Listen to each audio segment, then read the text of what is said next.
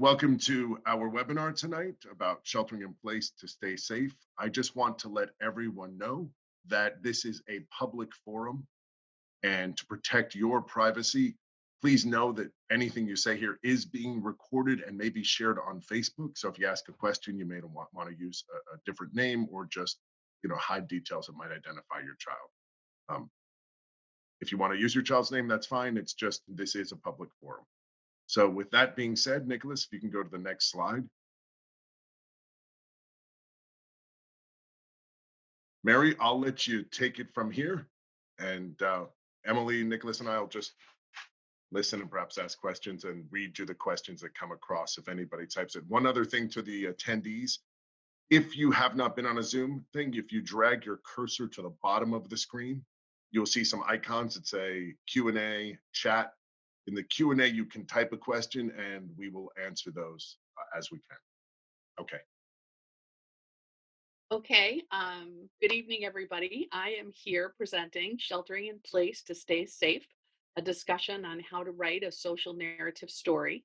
Um, and my name is Mary Stone, and I'm going to tell you a little bit about myself and then give you information of how you can write a social narrative story. You can turn the slide. First, we have our visual agenda, which I always think is helpful. So we know what we're going to be doing this evening. I'm going to introduce myself, tell you a little bit about myself and my journey in special education. I'm going to spend a little time defining social emotional learning and the importance of it, and hopefully give you some of the language that I think parents need to have, as well as teachers, about why social emotional learning is so important. Then we're going to work on some quick tips of how you can write a social narrative. Then I will share resources with you that are either free or very inexpensive to help you with writing a social narrative. We will have a question and answer period at the end. And at the very last slide, I'm going to give you information about my website where I have a free copy that you can download for free of the story, Sheltering in Place to Stay Safe. And hopefully that will be something if that would help your child or your student. So this is me, Mary Stone. And just a little bit about myself. I'm a parent of four amazing sons. My youngest son, who's amazing and talented, has a disability that created social learning challenges for him. He is 22 now and just finishing up online at home his senior year in college because of all that's going on. Um, I taught early childhood special education. I went back to school to be a special ed teacher after my son was diagnosed.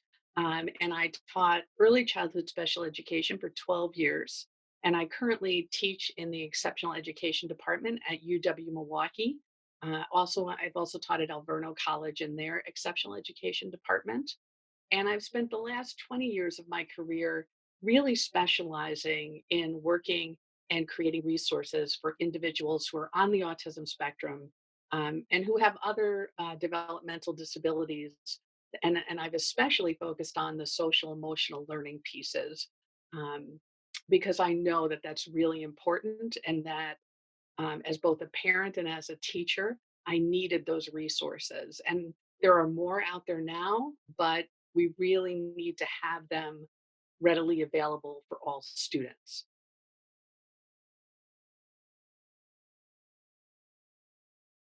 So, one of the first things, and this slide is, I think, very important because my theory, but I think also what the research and the best practice strategies support, is that social emotional learning is as important as learning any other skills, academic skills. So, reading and writing and social studies and science.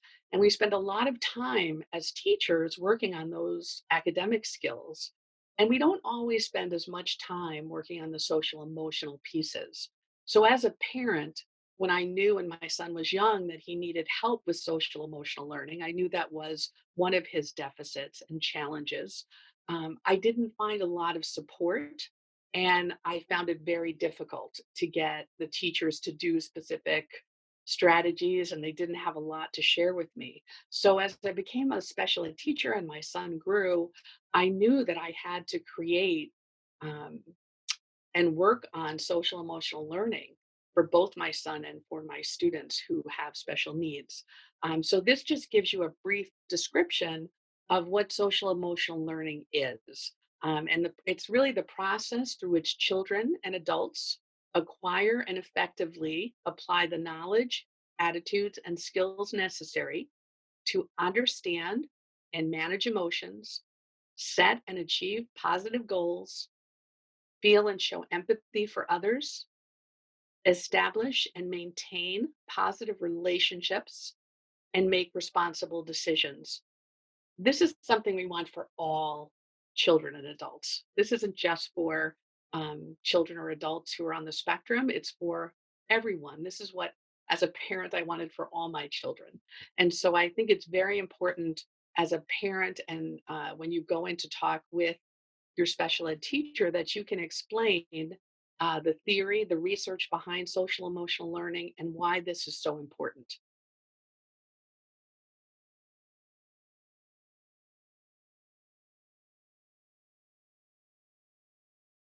Okay, so this is a story I just wrote.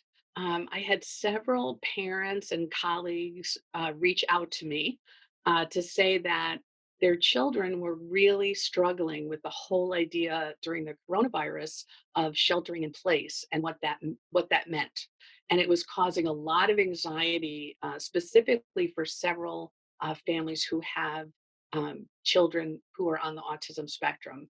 And so I decided that I was feeling so helpless during this whole COVID-19 and everything going on. And I thought, well, this is something I can do. And so I thought, I'm going to write this story and I'm going to put it out there, and I hope that it helps.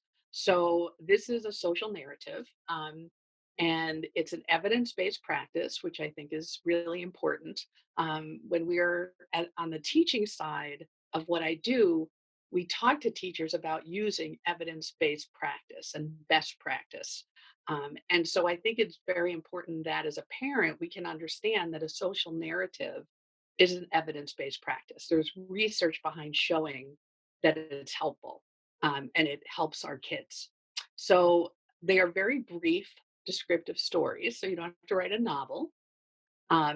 They provide information regarding social situations that include social interactions, novel activities or situations, social rules and expectations. So it's really there to help an individual who has a challenge with understanding social situations to know what to do in a situation, to know to be able to be aware of feelings one might have in that situation, or to really be able to explain the social rules and what's expected of someone in that situation. The theory behind it is that when we provide individuals with those tools, when they struggle with social emotional learning, that we remove the anxiety and we give them tools, and it's proactive and it's positive. And by doing that, we're really helping them to take the strategy that they're using, which might not always be working, and replace it with a strategy that's going to work. And I think it's really, really important that we give our individuals who struggle with social learning tools, and we give parents tools and teachers tools. And this is just one of those tools. Okay, you can switch.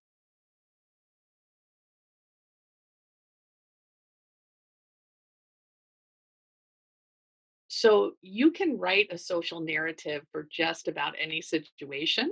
A lot of the ones that are out there, you'll see a lot about helping our kids to take turns in conversation, know when to add to a conversation, when to begin and end a conversation.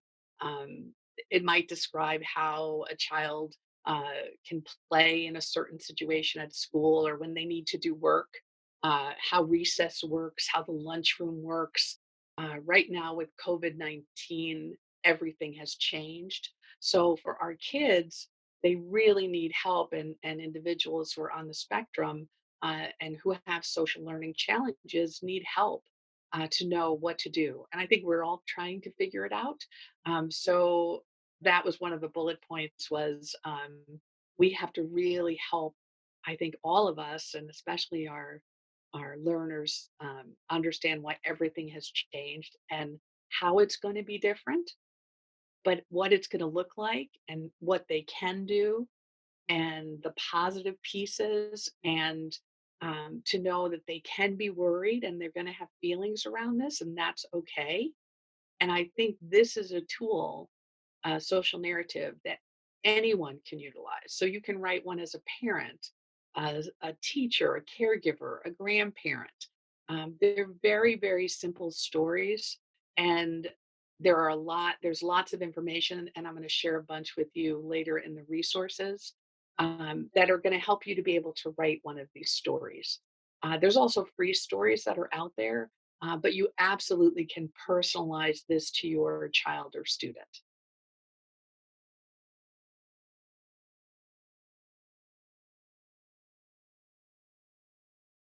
So when you write the social narrative, the first thing you have to do, because you're really writing a social narrative story for an individual student, and you really want to look at that student as a person and see how they're acting in that situation, see the things that are triggering them or bothering them. Um, you really want to try to see it from that individual's eyes and their perspective. I think it's really important that we try to walk in the shoes of the individuals who we are in our family or who we teach, who struggle with these challenges. Because I think many times we're always trying to get our students to fit into uh, the role of being more typical, and we don't always honor who they are. And for instance, with autism spectrum disorder, that's a part of who they are. And we have to honor how they see things and how it works for them, and not just expect them to shift it. It's our job to really, really try to understand where they're coming from. And when you write these stories, social narratives, you really want to come to it from that perspective as much as you can. And you want to talk about that individual, how they're feeling about things and how they view things within the context of what you're writing. You also want to include uh, usual occurrences in the social situation. You want to set very clear expectations. You want to definitely talk about the perspective of others, that typically within having social emotional learning challenges, understanding another's perspective is always really can not always, but can be difficult. So we want to really put that into the stories, the perspective of others in that situation. And we also want to consider any variations of what will work for the student or what isn't working for the student. We want to think about all those possibilities.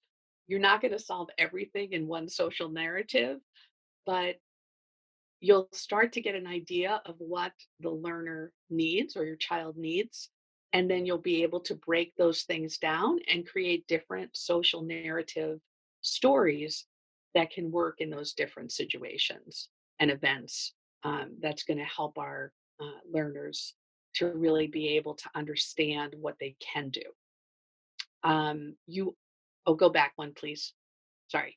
Sorry, misclicked. Um, You also want to be very specific. I'm a talker, so sometimes I have to stop myself and be less wordy. And in this situation, less wordy is better.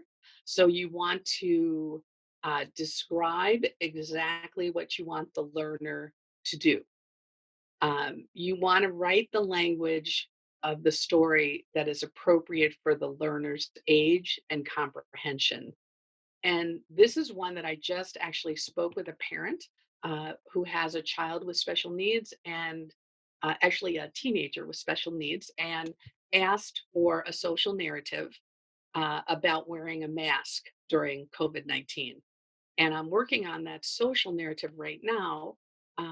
But she said to me, my child or my daughter is in high school, and I want it to be, I don't want it to be cartoony, and I don't want the pictures not, I want it to be more like maybe like a Zac Efron picture of him wearing a mask and not a cartoon of a kid wearing a mask.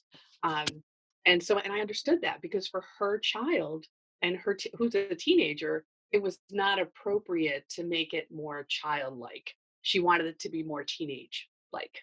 So when you're writing these stories, you really want to think about that specific learner and really tailor your social narrative to that individual. Um, and you want to identify the target behavior in the title. So a good example is when I wrote Sheltering in Place to Stay Safe. So the whole story was about what it means to shelter in place.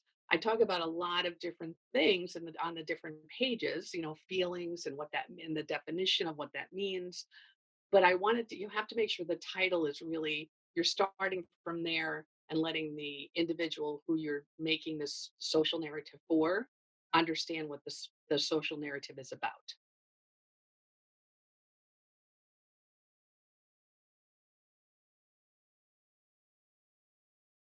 There are three type of sentences. And this just gives you an idea of what the type of sentences you want to use within these social narratives. The descriptive sentences are defining the anticipated events where a situation occurs, who is involved, and what they are doing and why. So, an example is when people are inside, they walk. That's not one that it's not a question. It's really describing what the people in that situation are doing when they're inside, say, a school building for this story. Um, the perspective sentences describe the internal status of the person or the persons involved. So thoughts and feelings and moods. And an example in this kind of story about when we don't want a child to run in school or an individual to run, I would feel sad if my running inside hurt me or someone else. So, kind of taking the perspective of the other person if they got run into, and also of how that student would feel, and kind of identifying that feeling for that individual. The directive sentences are individualized statements of desired responses, and they're always positive. So, I can try, I will work on, we don't want to do in the bottom sentence, we want to avoid sentences like do not, or any really negative punitive type of statements. So social narratives are really to help a student know what to do, and to identify feelings and perspective of others, and to be very descriptive so they can really get that image in their head and understand what we're asking them to do and the strategies we're encouraging them to try to deal with things in that situation, that the social narrative is addressing.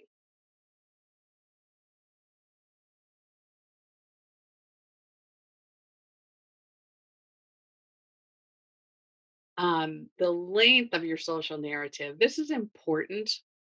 I've worked with a lot of different students and children, a lot of different ages. And it's very important to understand how much a student can tolerate as far as when we're creating one of these social narratives. So, for some individuals, it can be a story like the story that I wrote. It's 9 pages. There's a different idea on each page. There's other social narratives that are shorter. It might be, 4 sentences with 4 visuals. Um, I think you really have to think about the functioning level and the age level of the individual you write the social narrative for. And then you want to make sure that each sentence or each page that you have a sentence on allows the learner to focus on a specific topic. So these are just 2 examples from the story that I wrote. And the one is in the beginning of the story, which really defines the store, what shelter in place means. So, shelter in place means to stay in your home most of the time, but you can go outside with a parent or family member to get groceries, go to the doctor, or get some exercise. This page and this text was written because had gotten a lot of input from families who were saying that their children thought shelter in place meant that they could only be in their house.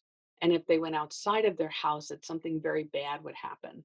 So the parents who were reaching out to me were saying that there were times where they had to go to a grocery store to go pick up the groceries they ordered, or their child had a doctor's appointment, and it was causing so much stress for their child because they really were taking shelter in place means I never leave the house.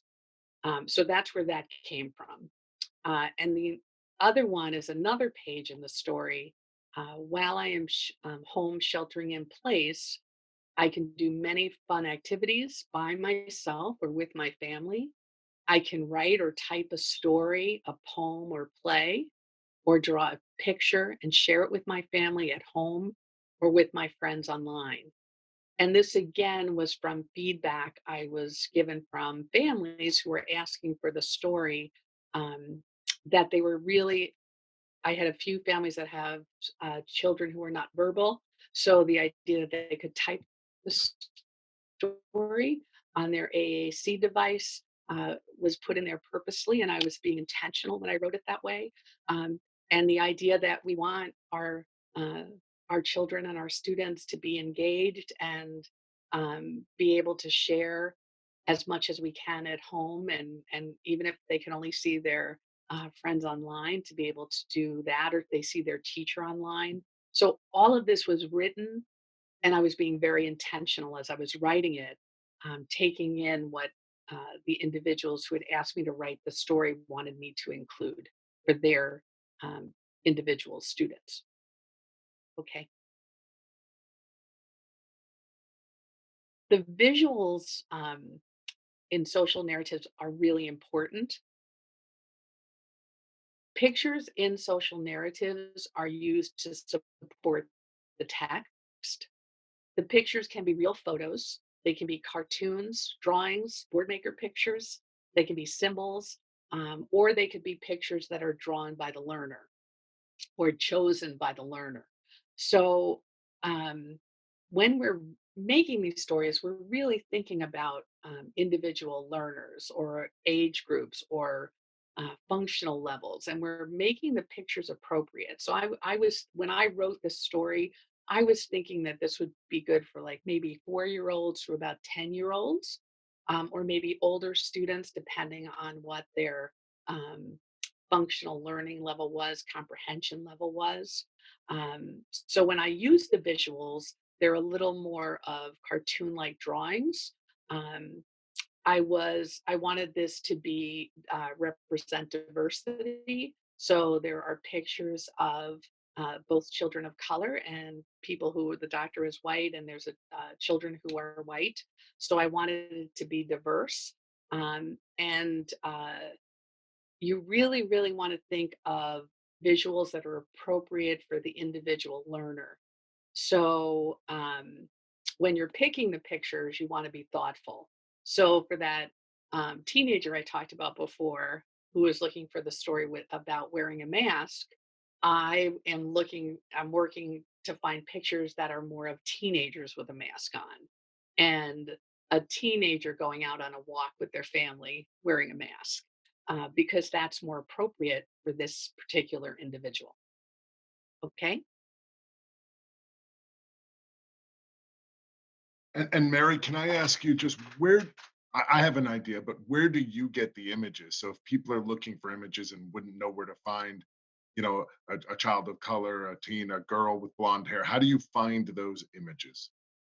Oh, okay. So there's several places in the resources. I will share some, but one that I used is Teachers Pay Teachers. Have is a You can join Teachers Pay Teachers. It doesn't cost anything to join, and you can go in and different people go on Teachers Pay Teachers and have accounts, and they create all different kind of resources. lots and lots of teachers, special and regular ed, go on, and speech and language pathologists go on Teachers Pay Teachers, but parents as well. And they have people who do just illustrations, and you can buy different drawings that they do, and then you have the rights to use it in creating a story, or in something you create to help a student or child. Okay. And then what I use sometimes too is that if you go on Google and you just type in an image, like let's say I want to type in doctor, and then I put images.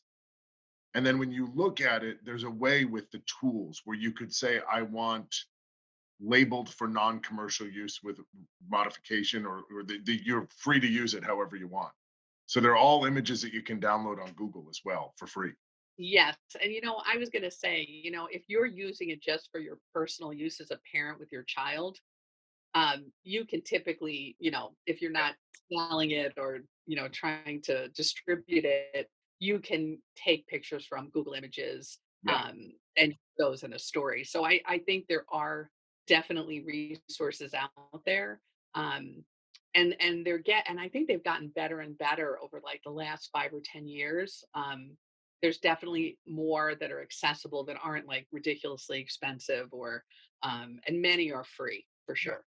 Yeah. Just for parents, I just know Google Images, and then there are drop down bars that are just very helpful after you click on images where you can pick the size or the color or the usage rights, or like you can literally say, I just want clip art, or I just want cartoon, or I want real life pictures. So anyway, Yeah, sorry.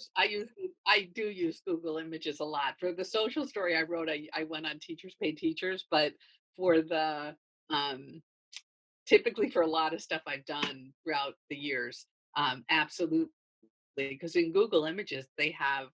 Oh, and you know what else is good is Pinterest tends to have a lot of visuals, and you get ideas. So some of it, you can look at something and you'll get. And I've gotten tons of ideas, and you're able to go on all of those sites for free, and then that helps you to have some.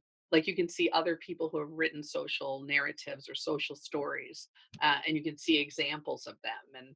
And so there's lots and lots of free places to go to get ideas. Yeah. Sorry for interrupting. Oh, no, please. Any questions I would love. So when you were always what I do is after I write the stories, so I'm really thinking about the text when I'm writing it. So you want to be really thoughtful. You want to be really specific to your child or your student that you're working with, and make it so it's appropriate for them.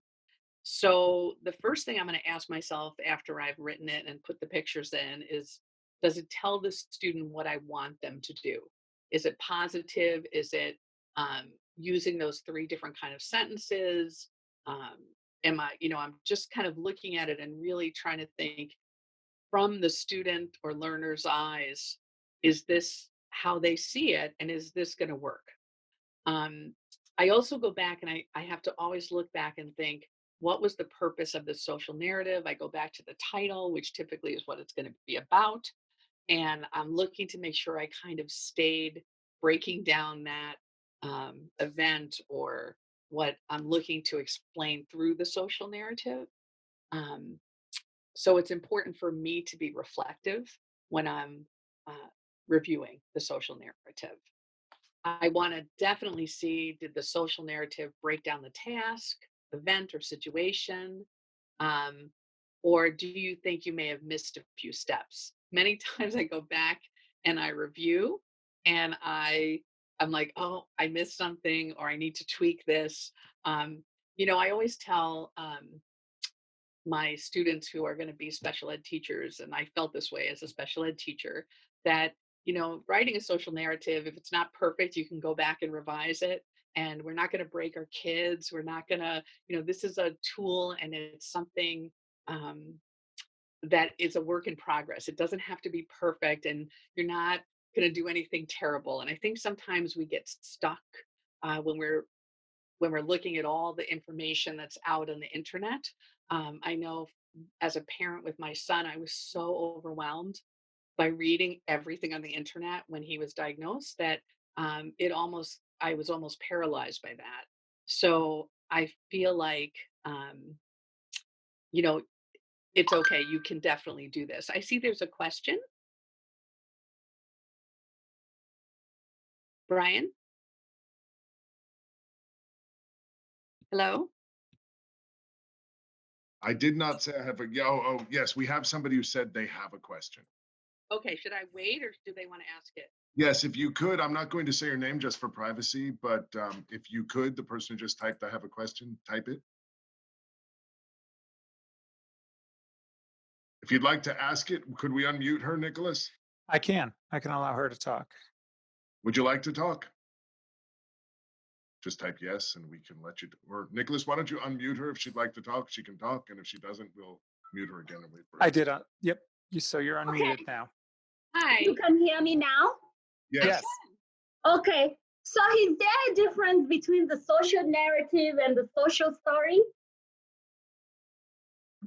Yeah, so a social narrative and a social story, the difference is a social story was created by Carol Gray. Um, and she was the one who kind of coined that term. And and that's the person we kind of go to who's has started with the social stories. The social narrative is a little bit looser than a social story. Um, the social stories have really specific rules that you follow. The social narrative, there are rules, but it's a little bit, there's a little bit more leeway in writing a social narrative. Does that Thank answer? you. You're Yes, welcome. thanks, Mary. You're welcome. Is this Abigail? Yeah, Hi. hi. All Um, right. Okay, and I have a question, sure. Mary. If we were to do a social story, because as you were describing these, I was thinking about it. I've got a friend with a very severely impacted 14-year-old, and where she lives, she is not allowed to leave the apartment. And he has been screaming because he doesn't understand why he can't leave the apartment. She said, I have 2 locks on my apartment. I may need to get 5. How do you explain why? It seems so difficult to explain in any way that wouldn't scare a child why they have to stay in.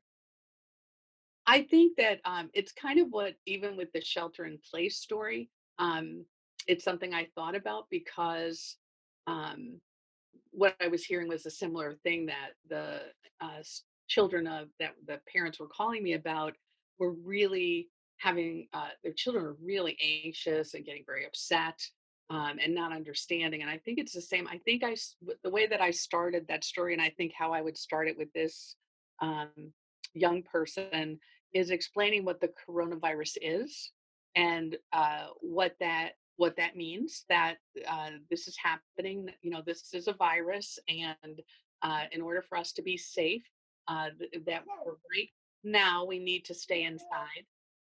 And I think that you first have to start there so that they understand what's going on. And then explaining that they need to be in the house and why, and they need to be in the house because they need to be safe so they don't get sick and their parent or their family doesn't get sick. And then the things that they can do in the house that are positive. And you can even, I think for this individual, at least for me, I would say I would address that the individual is feeling very worried and anxious. And so that acknowledging that, you know, right now, when you're feeling that way, sometimes I yell, you know, you do it in first person.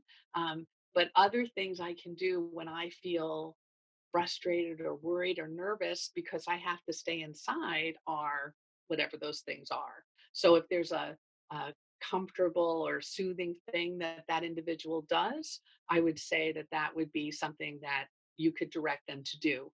You want to try to find, hopefully, there's a few things that the young person enjoys that when that's happening, they can know that they can try, say it's 2 different things and then you're helping them. I wouldn't start out with like a list of things, but I would probably do like 1 or 2 things that I know are really high interest or positive um, for that student or soothing things that they like to do, and I would redirect it because that's the other part. You have to replace the behavior with another behavior, and so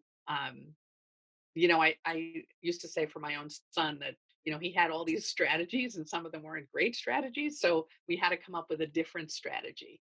Um, I I think sometimes when we just think of it as a behavior like yelling, we're thinking it's somehow controllable, but it isn't. It's just that's the strategy that that young person's using when they're feeling really anxious and upset, and they need a different one to replace it. Okay. And one of the things that I've struggled with, because I have done some social narratives and social stories before, because I've thought about how could I possibly do this, and, and you know, uh, do you break it into do you break into this concept of you stay inside to stay healthy, um, and a little bit of the frustration? Do you break it into several stories? Do you try to teach one concept at a time and do several of these? I think it depends on the individual and their, comprehension level and their tolerance to sit and listen. So that's the other piece.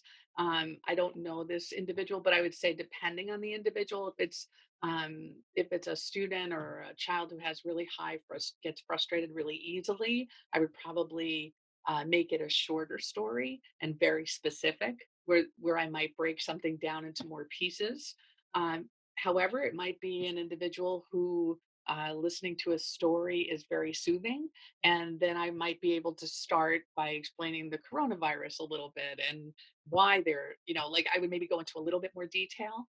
It just depends on that individual. But I would say if it's an individual who gets frustrated really easily, I would absolutely do something that was shorter at first, just to because I think really what it sounds like, and I don't know this individual or the parent, but it sounds like the screaming is the issue, um, for the parent, and the anxiety is the issue for the, uh, child. And so those are the 2 places I would start, of how to help the individual know what to do when they feel that way, acknowledging that screaming is one strategy, but I can try some other things. And then I think you're kind of helping the parent and the child at the same time. And then I might do, once you kind of get that dealt with, because that's the most pressing problem, it sounds like, I would then maybe create some other stories about sheltering in place and about, um, school and about working from home. So I might, you know what I mean? I think that you have to deal with whatever the most pressing issue is where I would start. Okay, great. Um, so thank you for your questions. These are great. Um, so once you review your social narrative, then you're ready to share it with the learner. And I think that my experience has been, um, that these stories can really, really help to provide some support. And I think, Brian, that's the example you gave is really good because it's not just helping our child or our student, but it's helping the parent, it's helping the teacher. It's giving us a tool because we don't want our child or students suffering and feeling really anxious and uncomfortable. And so our goal is to, find tools that can help. Okay, you can do the next slide, please. These are 2 examples of social narratives. So doing my schoolwork at home. This is a one-page social narrative that was free on the internet. I did not write this one. Um, but I thought it was great because it's talking about doing their work at home, their schoolwork. My parents' work has asked them to stay home, so that's a big change, right? All of us are home, all of us who are parents, um, to do their jobs so they can stay healthy. I must stay home from school to work to stay healthy too. When I was in school, I sat at my desk in my room and I did my homework. During my work time now, I will use my same desk. So that's kind of letting the student know that I sit at my desk at home. I used to just do my homework there, but now I have to do all my work there, my school day work there. Um, Dad is using the dining room table for his makeshift workplace at home. I think many of us are doing that. Um, My mom moves around to different spots. Sometimes she sits next to me at my workspace, and other times she sits next to dad at the dining room table. Again, I would, when you're reading that, and I'm thinking in my teacher perspective, is that the mom is sitting next to the child to help them. But it's also explaining to the student that sometimes the mom will be there and sometimes she'll be sitting at a different spot. Um, and again, you're writing these to really provide support for so much having changed with COVID 19. The other story to the right is Shelter in Place to Stay Safe, which is the story I wrote. That is about an 8 or 9 page story. It has pictures and text, and um, that's not written within this one page. But you can see, this is one that's a lot. The first one to the left is a lot shorter, and it just has what, 4 talking points. So you can really gear the social narrative to make it work for your individual's child or student. And those are just 2 examples. And Mary, for the children who can't read, do you sit and read that to them? How do you do that? What's the best way to present it to them when you do it this way? Um, I think again that's individual. So I've worked with some students who are like to read, and so I would write a story, social narrative, and they would take the story from me and they would want to read it. I've had students who are nonverbal have me. They like to point and they can read, but they point to each word while I'm reading. Which is great in a teacher level. That's a great literacy skill and a reading skill. So being able to, follow along when you're reading is important. And then other times I will read the story to the individual first. And then, uh, and many times the way that the research shows this is the best way to do this is for us to read it initially and then make time each day to read that story so it reinforces the concept that you're trying to help them with. Okay, and do you see any amount of repetitions that the children have to hear it 5 times, 10 times in order to really internalize it? No, I've had some students who I read it once and then they had memorized it. Like, so then when we read it, they would say it with me. But they And I've had internalize the lesson? You feel like they internalize. no, they memorize the word. No, they have really, some of the kids have great memories, and so they memorize the text. I would say, typically for students with social emotional learning challenges, um, and social skills issues, I think they, just like all of us, they have different degrees of that. So I think it depends on the individual. I would say most students I had to, if I wrote a social narrative, we would have to practice and read it a bunch of times. And then I'd also, usually if I did it at school, I would send it home with the student so the parent could also reinforce it. And I would say for most students, if we were working on a skill, that could be 2 weeks, it could be 4 weeks, and for some students, we worked on stuff for the whole year. I think one of the lovely things about doing something as simple as a social narrative is that it's a tool that you can use and you can bring with you in the car or to this grocery store or at home. Share it with grandparents. You know what I mean? You can reinforce this across a child's uh, day, and um, and you can do it in different situations. So I think it's a wonderful tool um, to help.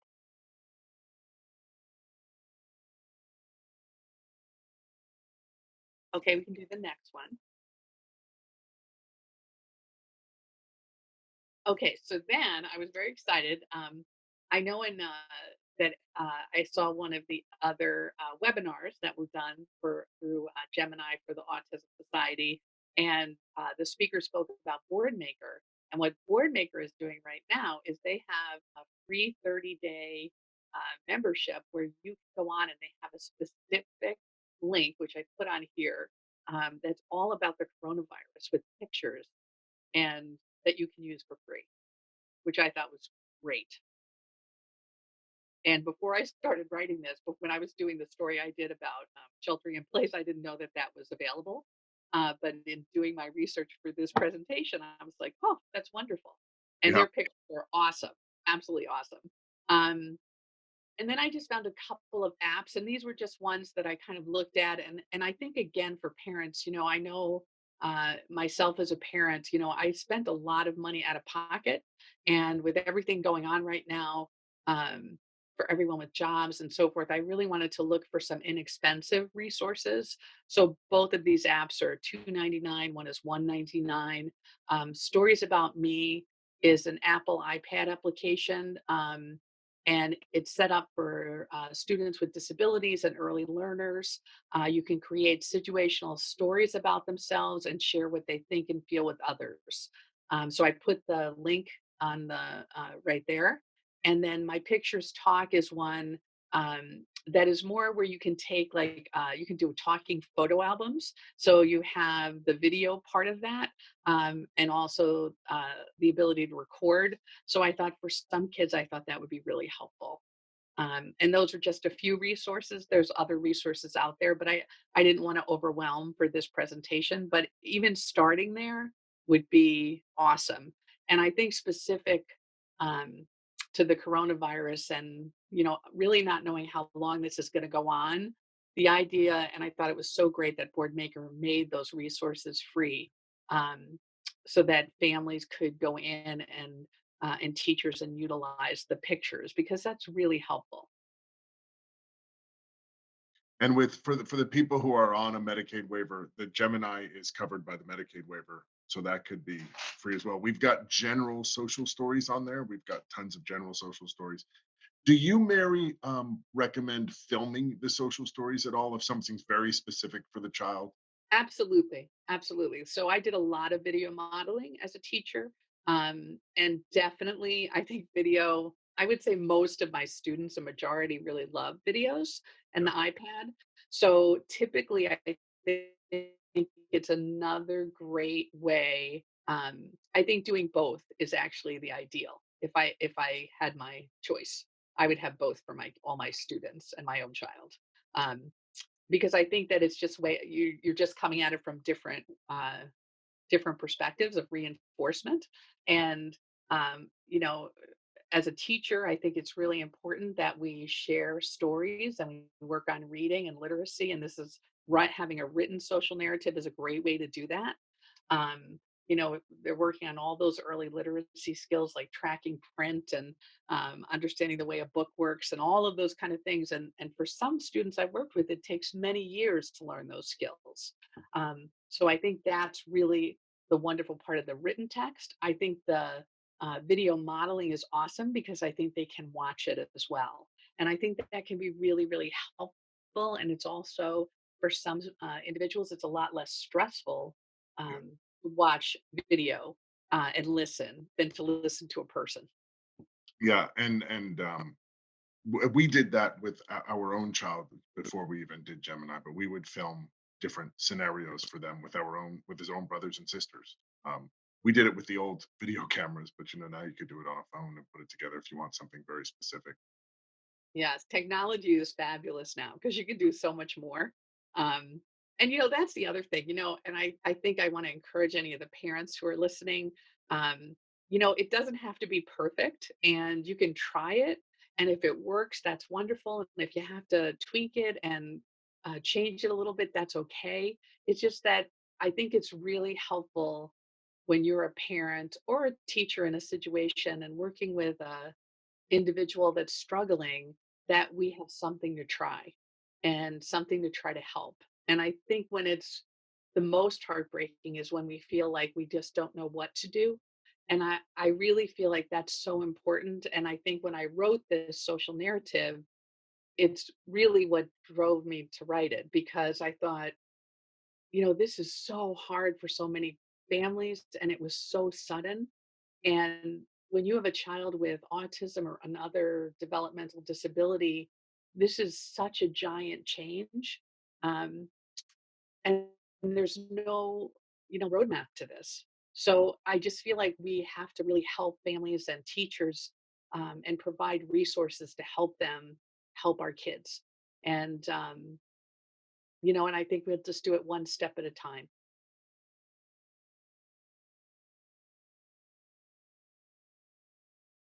And then here's some wonderful websites. These are just two. The first one is the Autism Internet Modules. I know, Emily, you know about this one. It's the most wonderful free resource. It's been around for, I don't know, at least 10 years, I think. But recommend it to all teachers, service learning teachers who are going to become special ed teachers, and to parents. It's free to log in and sign in.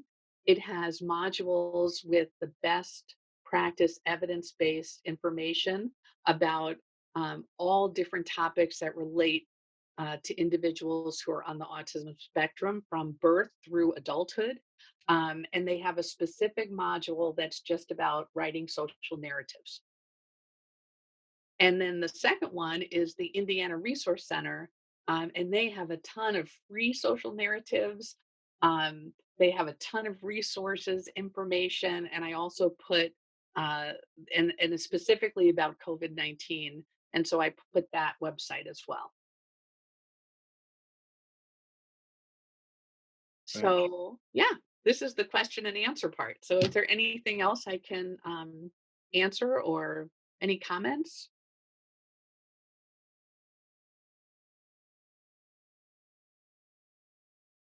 This is Emily. While people are thinking about questions, I can share a story. When my son was little, he would get very anxious and would act out sometimes when he didn't understand what was happening or when things went away he didn't like. And he had rules. And one of his rules is new is bad, surprise is worse. And another one of his rules was never do anything for the first time. And when I met Carol Gray for the first time, I think he was like 8, and I started doing um, these social stories, and they just made all the difference. He just could calm down, and he knew he kind of uh, had a hard time understanding what was happening. And if he had the social story, he had some that I wrote for him that I would just put in a plastic sheet, those Oh like yeah. pads, and he would just carry him around, and it was like a comfort object for him almost. Yeah, I had similar experiences with many of my students where, and I know what you're talking about, like the binder, like the Yeah, clear little exactly. binder inserts. Then they're super inexpensive, so that they don't get all wrinkled. But yeah, no, the same thing. I had some of my students who they just really would, at, at different times, a certain story would be one that they would carry with them, or it was the first thing they went and got when they were, stressed. Mhm. And so that was really, really helpful. Thank you for sharing that. And I think Jane Winans, who had been on one of these earlier webinars, talked about how she had used the social stories from Gemini. And after she'd done quite a few of the social stories, her daughter, who's now 17, was just learned them a lot more. She said there was almost after doing these, there was just a breakthrough developmentally where she just seemed to get it.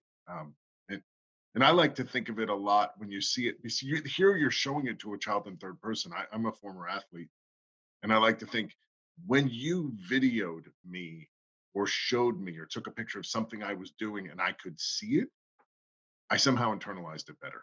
So when you can see it on paper and someone tells it to you and it's not you observing it, it's kind of like you observing it through someone else's eyes.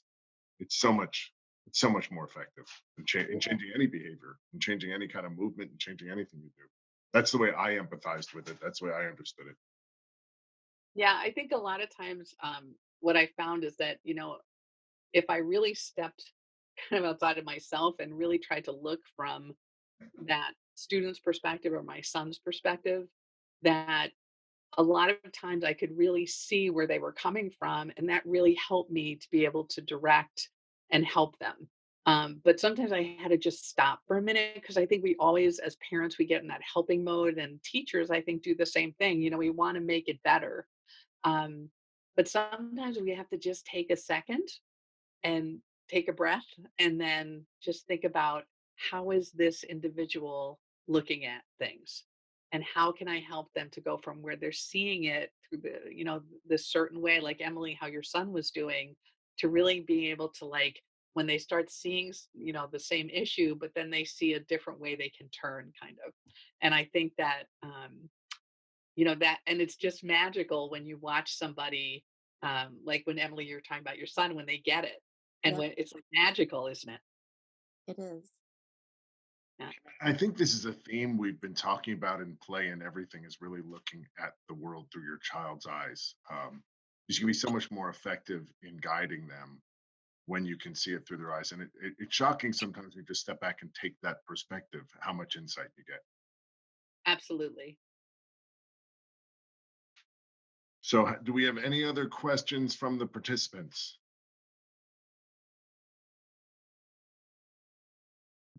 Well, if there are no other questions, we're at 6:55, so we'd only have about 5 minutes left in the session. There's one more slide, Brian, just at the Oh, very okay, end. sorry. So that's okay. Oh, there we go. Yes. Yeah, and I just wanted to share. So, if anybody would like to download the Shelter in Place story, it's on my website at steppingstonesed.com.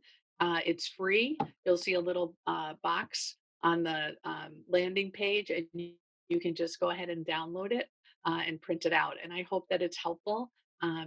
My goal, really, in all of the work I do is to really create, learning and life opportunities for children and adults, um, because I know that is really what's going to make a difference if we keep all working together to create um, tools and strategies and supports.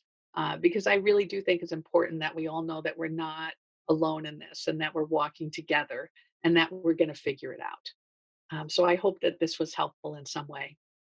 But thank you for letting me share. Thank you so much. Yes. Thank you so much. Thank you.